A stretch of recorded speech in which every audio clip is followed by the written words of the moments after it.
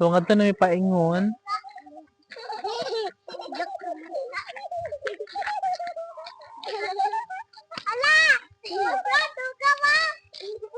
Huy!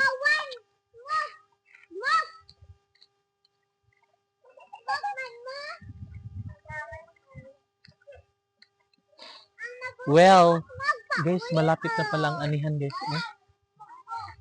Pahinog na yung yung palayan. Diba?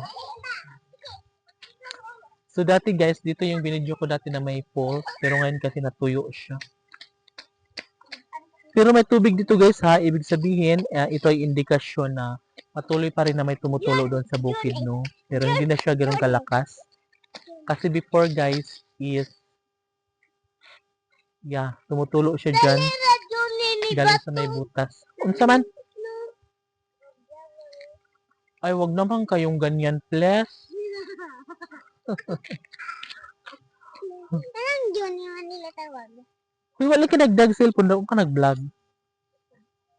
So, and guys, pabalik na kami ng mga cuta. Ang mga cuta na mga makukulit.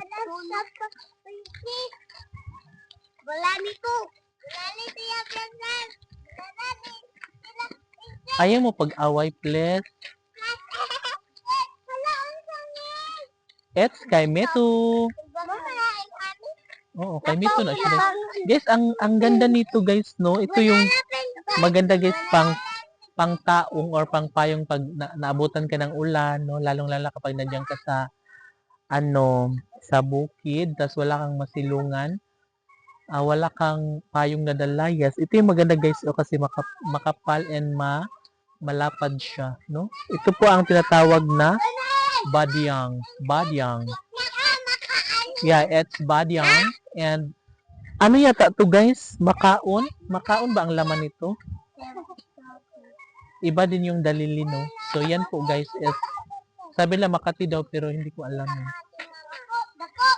Pero hindi naman siguro. Dili mo mag-away. Magkaibigan kayo, please? Sige na. Huwag mag-away, uy. Kasi ayoko ng ganyan, ha? Dapat friend lang. Bawal mag-away. Uy, idapin na. Badlungon lagi, uy.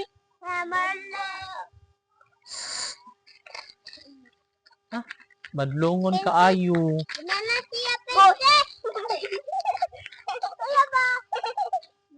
And marami din ditong papaya, guys. Super masarap yan.